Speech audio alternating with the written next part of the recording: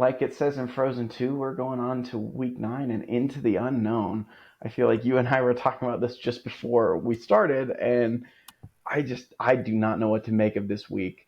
So maybe we start with the midweek games. We'll just quickly touch on them. Sam Houston got to get up off the mat. Lost a tough one to Western Kentucky. I called them out last week. They were doing great. I feel like I gave them some bad energy there on the road at Florida International. I'm still kind of rooting for Sam Houston to go win Conference USA in their second season as an FBS I think team. Is it's that right? second year. Yeah. Okay. And they really struggled last year. I think they were 2-10, but even then, I think they had a bunch of close losses where it's like, hey, that team's not as far off as you might think when just looking at their record. So that one. Any other like Liberty is going to kill Kennesaw State. That's all I have to say about that. Oh, Thursday night is actually kind of a nice little matchup here. Syracuse Pittsburgh. Fran Brown, Mr. Camden, New Jersey. I don't know if you remember his like introductory press conference at Syracuse. He's like, "I'm here. I'm not leaving. I grew Yeah, up in Camden and I grew up on food stamps." And he's like, "I'm here for 10 years, and then once my daughters graduated high school, I'm done." Which I love. Like that is a man that has a plan. He knows what he's doing. He's going to make the money that he needs to make, and then he's going to go spend time with his family. Like I just number one, like tons of admiration for the approach that he's taking. Um, from just his life perspective, but then also what he's doing on the football field can't be ignored, right? Like they're 5-1 at Syracuse, and kind of messed around with Stanford and have that loss. And you could also argue they were maybe fortunate to beat UNLV yeah. a few weeks back, but 5-1 versus 6-0 Pittsburgh. Yeah, we haven't even talked about Pittsburgh as far as like throwing a wrench into like conference championship challenges because mostly because I keep waiting for them to lose and they just don't do it. And they've had I think 3 fourth quarter comebacks at this point. So Yeah, they played a number of games. I think they beat Cal by 2, they beat West Virginia by 4, and Cincinnati by 1. Like, so you've had like some close games, but you keep coming out on the right side of things. Um, yeah, that's crazy. West and Virginia by 4, Cincinnati by 1. Yeah, you got that exactly right. And I think it was a comeback against North Carolina. They ended up winning by 10, but I think they needed the fourth quarter to win that game, if memory serves me right. yeah, I don't recall off the top of my head. Anyway, yeah, it's tied 24 piece heading into the fourth. Amazing. So they're kings of the fourth quarter close, but just a fascinating one and one that's going to be important in the ACC race. Hmm. Uh, Pitt favored by 6. I don't like. I've watched Syracuse play a couple of different times. I love some of the weapons that they have. I have not watched a ton of Pittsburgh, mostly because I've kind of expected them to lose a bunch, and it just hasn't happened. So good on good on Pat Narduzzi and the boys for showing me what's up. I've seen some of the like Des Reed's highlights. He's fun to watch. He's one that I'll be tuning into definitely on Thursday. I don't know if you have a pick in that game or anything. I just wanted to call that out as an exciting one. I think. Oh, go ahead. Sorry. I was tempted to make a pick. I feel like Syracuse is right for the upset in this game. Um, although like we'll see if I make that an official one. Right now, I have it written down as well, something to think about. Just because I mean, you have in the better quarterback, in my opinion, you have played much more difficult schedule, in my opinion. No, maybe not much more, but you played a difficult schedule. You played UNLV, whereas the best team that Pitt has played is who? West Virginia, West UNC. Virginia, I think. Like, yeah, I don't even know. Yeah. Like, so at least they've been battle tested, and they went into did Syracuse played that game in Vegas, right? Yes, in Allegiant Stadium. So not at UNLV's like home stadium, but still. And so like, and they end up winning. I think what 44-41 overtime. Yeah, I think that's right. Something like, it was an overtime game. Yeah, so it's like I'm tempted to go with a team that's a little bit more battle tested. We'll see if I make it a final call, but All right. it's one I'm definitely going to tune into and get more eyes on Pitt for sure. Yeah, that's my goal. It's like, oh, good. It's kind of a standalone game where there aren't other games that are calling my attention more. Friday night, there's a triple header. You got 5:30 p.m. 5:30 Mountain Time, 7:30 Eastern. Louisville, Boston College. Louisville, I think, should win that game. I don't have a ton to say on that one, but you have the banger of the year as far as G5 games go when Boise State travels to Vegas to take on, and this is also an Allegiant Stadium. Are they doing some sort of renovations at UNLV's stadium, or are I they think just? UNLV might play at Allegiant this year. Well, they made an on-field stadium. I want to say this was like 10 years ago that they like announced plans for it. It got built. I I mean, we can do our research on that later and maybe close the loop with listeners, but um, so I know that they have an on-site stadium, It's but I so don't know. Allegiant Stadium also serves as the home of UNLV football. Is what I read. So I'm not sure what that is. It's like Sam Boyd Stadium. I want to say is the name of it.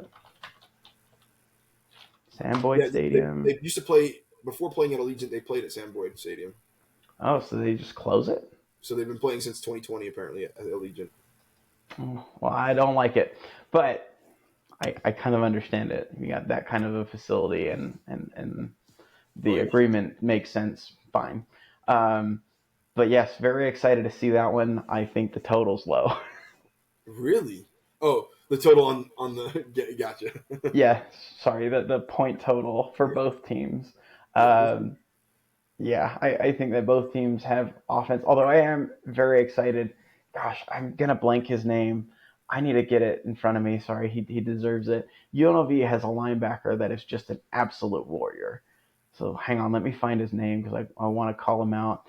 Man plays with his heart on the line all the time, and it's just such a bad dude. Jackson Woodard, that's him. Let me read you off his stats. Right. So like on the year, 63 total tackles, 29 solo tackles, 34 assisted ones, uh, 3 sacks, 1 fumble recovery, 4 interceptions.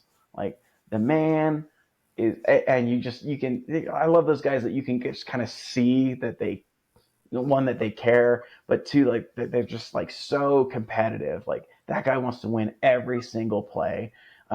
From Little Rock, Arkansas, so well, country boy, like he's gonna he's bringing it. But man, that guy's fun to watch. He's what year is he? He's a Yeah, senior. Okay, I was honestly, gonna say if he wasn't a senior, he's playing at a much higher level next year. yeah. Um, I don't know how he'll test, but like man, that he's super fun to watch. Tune in, watch that guy. Him and SGT are gonna go to war on Friday night. And that's what I'm looking forward to is how does he keep pace with Barry Sanders? Oh yeah, that's another big one, big He's storyline. technically on pace. He's farther ahead than Barry was at the time, but he's still not halfway there to where Barry was. And so Barry had a good end of the season. So and everybody knows to load the box against him now. So I'm interested to see how this goes. Although having a respectable quarterback, which they do, helps I think pull people away from the box a little bit. So Definitely. Does USC get up off the mat and beat Rutgers in the nightcap Friday night? I don't know. Rutgers got plastered by UCLA this week. Is that right? Yeah, they're kind of down in the dumps, so Yeah, it might be a get right game. Might be a little slump buster for USC. yeah. Rutgers loses to both LA teams. Who knows? One Um, at home and one away. That's the rough part. yeah, yeah, and then the Saturday slate is just to me, yeah, it's a mystery. All right, like maybe I'll just list off some of the games that I'm intrigued by, and then if there's one Yeah, or two that you want to discuss, okay. Nebraska, Ohio State. I just have to acknowledge it, right? I think Ohio State's going to win that game. Like, if Indiana can beat you 56-7, what could Ohio State do to you? well, it does uh, help that they have forced, I think, 4 turnovers in that game too. So fair, fair. Notre Dame visits Navy in East Rutherford, New Jersey. Man, I want the midshipmen to do it so bad. I don't think they will, but I want it so bad. I'm looking at the line here real quick for that It's one. according to ESPN bet, it's 12.5. Okay. So I don't know how that varies with like others. I always feel like theirs are slightly off of the general consensus. They're like 1 or 2 points Yeah. off. I'm actually But not seeing a line for it on DraftKings, which is surprising. hmm. But Anyways, yeah, I would love to see them do it. I don't believe they can. I want them to. Prove me wrong, midshipman. Go get the win against Notre Dame. Washington, Indiana, I think is again kind of interesting. We talked about this a little bit earlier because Curtis Rourke out for Indiana, Washington traveling a couple of time zones, and it's the very early kick. I don't know. It's probably not like a primary one that I'm watching or keeping an eye on, at least not at the very beginning. But if it gets interesting, definitely will tune in. Um, Let me jump in. yeah, go Like ahead. both of those two games, I think are really interesting. Can Navy pull it off? I'm excited to see. I really would love to see Navy pull it off. Indiana versus Washington. I think we're going to see Indiana lean on their run a little bit more. Washington just gave up 220 yards last week. Um, True. I think Indiana's going to be able to still win the game, but and I'm going to tip my cap here, bet the under because they're not going to Mm, be being as explosive as they are. Um, interesting. I'm going to jump in. I'm looking at some of these games, and especially when I'm looking at the lines, it's kind of funny. Like, I think Oklahoma, Ole Miss. In my head, I was like, "Do I pick this game?" Ole Miss is favored by 20.5 points.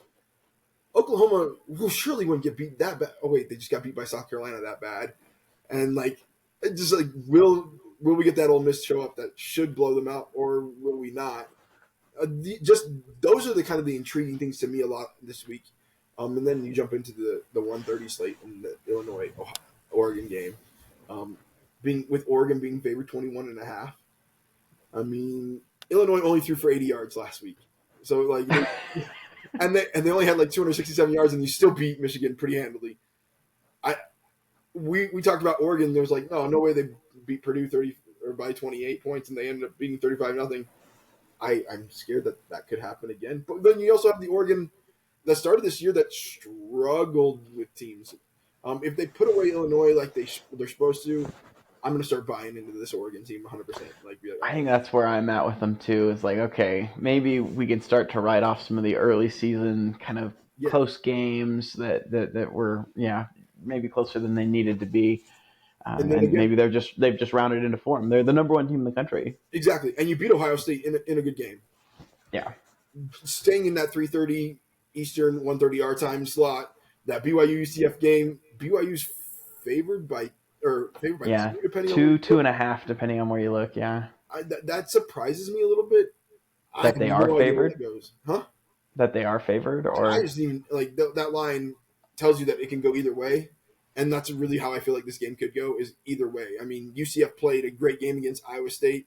I think people arguably would say Iowa State is far and away the better team between BYU and Iowa State, and Iowa State was barely able to escape there. Can BYU do the same?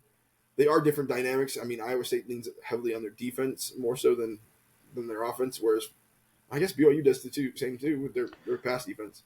But yeah, who knows what will happen? I think you're going to have somewhat of a replay of the last week with UCF. Like anything could happen in that game. So yeah, I think that their defensive line presents a unique challenge that I'm not sure BYU's seen yet. So that's the thing I'm actually most interested in. Like, I mean, obviously, like the explosive nature of UCF's offense, it's explosive but pretty inconsistent. Yeah, there's all kinds of variance in this game. Actually, I really think UCF could win by a few touchdowns. I don't see BYU winning by more than maybe 10 points. Like, I don't see like. I think there is a possibility. I don't think it's a huge likelihood, but there's a possibility that UCF blows out BYU. I don't think I see that same possibility on the other side, though. well, at the same time that BYU is a turnover machine right now, and they've been forcing turnovers, and even when they turn the ball over themselves, they're forcing enough to keep themselves in the game. That's So true. if they don't turn it Yeah, I over, think they can still win the game. I'm not saying that they can't. I'm just saying like I don't think the ceiling like in terms of possibilities for BYU is quite the same. Just the explosive athletes that are on UCF's team give me concerns as a BYU fan. Like yeah, they you should. make mistakes and they will score, They'll right? pop it. Yeah, Um, so you gotta be buttoned up. You got an extra day of rest and potentially an extra day to prepare for them. So we'll yeah, we'll see what happens. But yeah, it's if you get through that one, then you're into your bye week, and then you face Utah, who will also be on a bye week after this week. But you again are, I mean, you're facing Isaac Wilson. You're on the road, but that might be depending on what happens this week. If Utah loses to Houston, you might get a 50-50 split in that crowd. Like there's, Yeah, if they lose I to mean, they're close enough, and I think Utah fans, the Boo Birds came out against TCU. Like, I don't know if you stayed up to watch that game. I did. I feel so They bad. were I they don't were know. really frustrated. They were really frustrated with the offense. So Well, I mean, change in coordinator now. So yeah, we'll see if Bajakian, I think is the right way to pronounce the last name of the new offensive coordinator. We'll see what he's got, but I think again you're just going to be kind of limited with what Isaac Wilson can do at this point. And then we'll go from that to the mystery of all mystery games, Alabama and Missouri. Like, yeah. I have no idea how what is going Missouri to happen here? 6-1 somehow. But we don't trust them, Yeah, right? Like, and how are they still ranked? The only reason they're ranked is because they've won games. But I like, and then Alabama, that defense is looking very suspect, and it's kind of rough. and that's the part where it's like, okay, yeah, if the defense is a problem, Drinkwitz can probably make that make that challenging. Yeah, I don't know. Yeah, maybe a little bit more on this game later. understood. Yeah. Yeah. Any other games you want to point out? We kind of jump into a little bit later in the day. Of course, you and I I will care mean, about the Miami Florida State game. Miami's rolling in that one, right? Like we don't expect yeah, those. they're gonna murder them. Yeah, it's the question is how many points is Miami gonna score, and it's probably starts with a 5. I think 56, maybe more. Like if they can, they will. Oh yeah, Mario should. I don't know if Mario knows how to call enough timeouts to make sure that they. I'm looking forward No, to the LSU Texas A&M game. You have that's the big two one. teams that are undefeated in the SEC that are leading the SEC. Who would ever thought that? A&M and LSU. Another two teams I kind of find suspect. Connor Wegman's starting to play into form a little bit. It seems like. Not Connor Wegman. Yeah, no, Oh that's yeah, kind of yeah, Wegman. thanks. Yeah, And then LSU, they flirt with disaster, but they end up winning in these games. Although they handled Arkansas plenty. yeah, they handle Arkansas, but you're right. Like with South Carolina, with Ole Miss, Yeah, I mean they haven't. I don't know. Yeah, I'm fascinated with that one. I'm surprised that A&M's favored it going does. into that It game. sounds like it's just because it's at home. Well, I know, but I'm just like I don't know. It'll be an awesome environment. I'm pretty excited to watch that game. But Me too. are Just kidding. you Anyways, doing like the overall, like the just making fun of the them. yell leaders? Yeah, Uh, yeah. I mean, I really don't know what to make of that one. It'll be interesting to see. I think A&M's going to have to win up front against LSU, which I mean they've. I don't know. Like I felt like South Carolina did a pretty good job against LSU's offensive line. So can A&M give you a similar effort and maybe have a little bit more of a punch offensively themselves? yeah. We'll see. I'm interested to see that one. I really don't have a good read on how that game plays out, but I am Not a excited clue. to see it. Not a clue. Uh, Texas Vandy. I probably will just scoreboard watch that one and tune in as needed. Yeah, I feel like that's a get right game for Texas. I feel like yeah. I 100% agree with you on that. okay.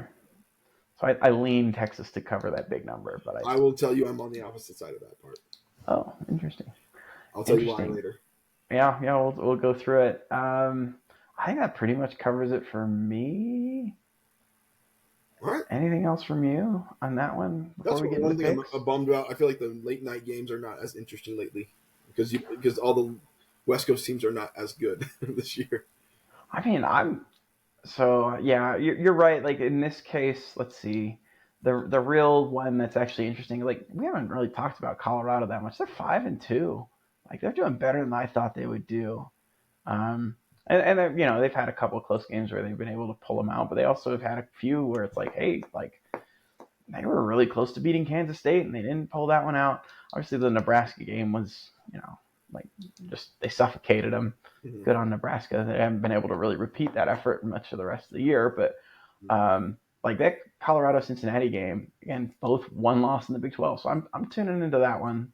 But you're right. Like I think some of it is just a function of some of those West Coast teams now being in other conferences where they can play earlier in the day, Mhm. sometimes even in the East time zone. Sometimes, yeah. I love that Pac-12 window used to be, especially me as a single guy. I don't know if you know this like super dumb tradition I had, but like during football seasons as a single guy, plenty of money and no expenses, I would always like over order like Domino's. I'd get Domino's delivery, and I deliberately ordered too much. So it's like, okay, this is my late night snack tonight, and then it's also breakfast tomorrow and maybe even lunch, depending on how much I ordered. But I just watched the Pac-12 game and just like have like a Domino's pizza or two, That watching would be and school breakfast. watched a bunch of awesome games. I watched the UCLA comeback against Washington State. When they were down 49-17 and came back and won the game. And uh, but yeah, part of me still mourns that. But you've gotten some really fun games in that late window still. Yeah. So I'll tune into Cincinnati, Colorado. But we can go ahead and go talk through our picks for this next week. Yeah. And I've got. Let me share the screen here because I've got our picks from last week, and I've actually finally been slightly responsible and added our total record for the. Um, okay, so here we are. I don't know if you can see that. Is that big enough for you to Yeah, I can see read? it. No problem.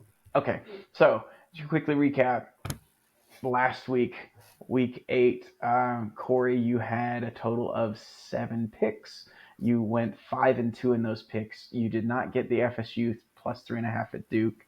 Um, Pretty fair to argue that you probably should have had that, just given how the game played out. Miami minus 4.5 at Louisville. You won that one. Indiana minus 6.5. You had that, I think, 4 minutes into the game versus Nebraska. Army covered the spread versus ECU, which you called as well. Not Nebraska, excuse me. LSU covered the 3-point spread at Arkansas. Kentucky. We didn't talk about that game. I haven't even seen it. I've just seen the stats from it. That's surprising. I watched that game. Kentucky looked awful in that game. Oh It boy. seemed this like what I'm saying. Like you never know what Kentucky's going to show up. Like if their defense keeps them in the game, they have a chance. If not, then they're screwed. And then it's over. Interesting. And then you also saw right through Michigan, and you called Illinois covering the 3-point spread. They won the game outright by 14. So another one that you didn't really have to sweat out. On my end of things, like you mentioned, called Purdue to keep it within 4 touchdowns. No, I think within the first 14 minutes, I think it was 14-0. I was like, we got a problem here. Um, Colorado plus 3.5. This one I felt really good about. Like the wrong team was favored, and you were like, "Hey, is Travis Hunter playing?" I was like, "I don't think it matters," and he sat out the second half. I don't know if you saw that. Yeah. South Carolina, same deal. That was kind of a vibes pick, where I was like, "I bet you." South Carolina can pick it up off the mat better than Oklahoma. Oklahoma obviously making a change at offensive coordinator, so you were right on that. Um, well done, sir. TCU plus 4.5 at Utah. I thought that TCU would score more and credit Utah. Like TCU moved the ball a lot, especially in that first half, and Utah did a good job of forcing some. Uh, I think that they forced a fumble in the red zone. I think they also forced a couple of punts after TCU had moved the ball pretty far down the field. Not quite the points that I expected, but I did expect them to keep it close. And then, of course, they won the game outright. And then we already mentioned I was on the opposite side of that Arkansas LSU game. So hat tip to you. You are 5-2 on the week. You are 25-16 on the year. I'll take it. Just murdering it. Well done, sir. I am a game above 500, There you go. which for me is like, all right, I'm really seeing the field, because usually I'm like the one who just cannot pick against the number at all. So it's just funny to have a more productive from a pick standpoint goal. But we said this, you're first up in the tee box since you got you won one last hole. So go ahead. All right. Like I kind of hinted earlier on, give me Indiana minus 6.5. Washington has to come to Indiana. Indiana's quarterback Curtis Rourke is out. Look for them to lean on the run. They still have a great defense. Washington's not going to be able to keep up with Indiana. And look for the under, just because of that. I think it's under 53. So, is that another play for you? Or? Yeah, it's another play for me as well. Give me BYU at UCF. Give me UCF +2. Strictly happiness insurance. I wouldn't pick this one if it wasn't for happiness insurance. But you know what? Why not make myself happy if BYU loses? I get a pick. If not, whatever. I'll take a loss on that. Looking ahead, Penn State -6.5 at Wisconsin. Sorry, it was +2, right? Yeah, +2. For BYU. Okay, keep going. Yeah, UCF +2. Penn State -6.5 at Wisconsin. I think this Penn State team's good. This Wisconsin team's got a good is equally good, but I think Penn State's just gonna roll, and they're gonna go until they hit. I think it's Ohio State. They're gonna be their biggest challenge. Give me a Nebraska +25.5 at Oklahoma or at Ohio State. I have never picked this many underdogs. I'm always a person who goes, oh, that number's not right. This team should win. But I'm picking underdogs this week because this week was really, really difficult to pick teams that I thought should win. But give me Nebraska to cover the 25.5 as Ohio State looks ahead to Penn State next week. Ohio State's kind of average about 35, 38 points. So if Nebraska can get 2 touchdowns, they'll cover. Anyways, give me the Missouri +13.5 at Bama. Bama's been playing teams very, very, very tight, even teams that they should beat for the last month and a half. Missouri has not covered their spreads for the last month and a half either. This is a terrible pick, but at the same time, Missouri could annihilate this defense, like you said. With Texas and Vandy, give me Vandy +18.5. Vandy has played to the level of their competition this year. They played every single game within 7 points, no matter who they're playing, unless you count like Alcorn State, which they blew out 55-0, and even Ball State they only beat by 10. So you're talking about wins and losses by 3, 5, 7. It's been a close game. And last but not least, give me Kyle McCord, give me the Orange, Syracuse +6 at Pitt. I think that's 1, 2, 3, 4, 5 underdogs. That seems a little high to me, but I never pick underdogs. I figured why not change it up this week. Yeah, you have five picks that are underdogs and a total of 8 picks. Cool. So yeah, that's an impressive slate. I don't know if I'll be able to fully match that. Let me pull that out so I can take a peek both at this and the board here. Give me just a second here. My screen went dark. So I'm a little surprised you're not doing this, but to me the easiest one of this bunch is Miami -21.5 versus FSU. Yeah. I abandoned my autoplay pick last week for FSU against Duke to my detriment. And I do think like it was probably the right side of it. Just like can't turn the ball over a billion times against a bad opponent and give them short fields and let them score a bunch when you can't score at all. So yeah, I think Cristobal runs the score up. I think that one's it's going to be ugly. It's a rivalry game. That's partially why I didn't pick it. You never know with a rivalry game. Rivalry week is always rough on me. I got to play in the BYU UCF game as well.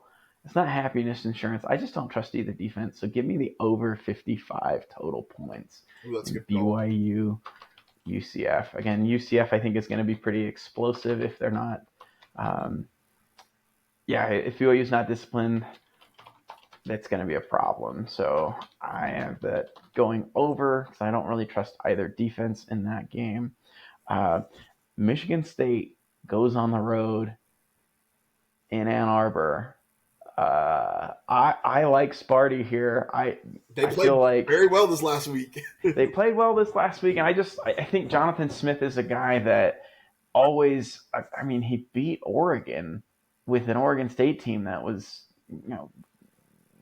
on paper much worse. Yeah. So like I think he knows how to win rivalry games. He knows how to play them close and grind them out. And I feel like they're going to find a way in this game to, if not cover, at least be within the 5.5 point spread. So give me Michigan State. It's hard for me to type and talk at the same time, if you hadn't noticed. But then plus 5.5 at Michigan. Okay. I like your pick so far, Steve. Well, I don't have too many more. I think SMU minus 10 at Duke is also one that I feel pretty good about. Um, I think this one's just interesting because it's Manny Diaz versus Rhett Lashley. The Manny Miami. Diaz was the head coach at Miami. Lashley was the offensive coordinator. I think they probably have a good rapport. I don't think he's going to try and like embarrass Duke, but he is going to try and win comfortably. And so I think Duke defensively doesn't present enough problems for them. And SMU's defense isn't great, but I'm not sold on Duke's offense against any defense with a pulse. So give me, SMU minus 10 on the road at Wallace Wade Stadium in Durham. Spell it right, Steve. Come on. So those are the four that I had written down. I wanted to kind of just take another glance at a couple of these. I was also leaning on that. I was kind of thinking through that Missouri one, so I'm going to curse your pick here and join you on it because I think you're right. So now it's doomed. Bama will win, and they will win by more than that. I think A I've couple of taken Missouri, I think 3 times this year, or 2 or 3 times, and I've never picked it right. I don't think. oh boy. Just FYI. All You right, might good. scroll up. It might be one of my 16 losses, or 2 of my 16 losses, or 3 of them. Yeah. Um, oh gosh. It's a Here's hard the pick. I feel like. here's the other one that I'm looking at. I think, gosh, Utah travels to Houston, new offensive coordinator. It's travel, and I think if I'm Houston, I mean, like, how many chances do I have to win games? And now it's like, oh, well, I may have a chance just by virtue of the fact that Utah can't score very many points. Yeah, and the Houston team's kind of put it together the last few weeks. I mean, they didn't this past week. They got blasted by Kansas, right? I'm trying to find it real quick. Let's see. Um, yeah, I'm pulling up Houston. Yeah, but they've scored more. Let's see. Oh, no, let's see. Houston lost 42-14 to Kansas. Yeah. Okay, only just 1 week against TCU. They put it together. Yeah. So I don't know. I can kind of argue it both ways. I don't think the offensive coordinator was the problem. Let me put it that way. I don't think he was the problem, but I do like Utah. I think Utah is going to go ahead and cover the 3.5. I want to bet the under, but it's at 37. It's so few points. It's just hard to see. But maybe I do that. Maybe that's the better move. Honestly, I'm going to go under. And I know it's a crazy number, but Utah doesn't score. Houston plays okay defense for the most part. Like, I mean, this last week wasn't very good, but you don't have a dynamic runner at quarterback. So maybe I'll just say that. And that'll be my. I don't want to go with just You said the line's at 37. Is that what you said? the point total. Yeah. Utah's scored over that point total, or Utah's had a total over that point total, or under that point total. One, two, at least 3 times this year, where they've scored Okay. under 37 total. You sold me.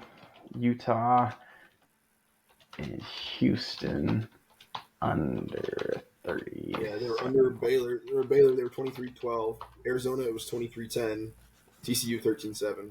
Because I think Utah's defense, the problem is, like, does Houston throw the ball to Utah's defense or something? I think that they'll keep it under wraps. I think their offense is a problem, especially because you can dedicate so many resources to the run because they can't throw it. I don't know. Like, I really don't see a whole lot of things happening really for either team there. I'm fascinated to see who wins that game, but I think the under is the right move there. I think that's going to do it for me. Oh, no, sorry. One more. Colorado minus 5.5 at home for Cincinnati. I expect them to win that game and to win by at least a touchdown. So You've been on the Colorado train the last 2 weeks. I don't think people have caught it. Like, they're a good team, right? Like, they're Yeah, not a great team, but they're a good team. I agree. I picked them So 3 weeks ago. I think much to your chagrin, you were like, "Oh wait, what?" And I'm like, "No, I think they'll win this one." So I spelling Cincinnati right? I never get it right. just put you're good. It's two N's, one T, but it's only two ends on the second. Since it's a disaster. Anyway, that will do it for our picks this week.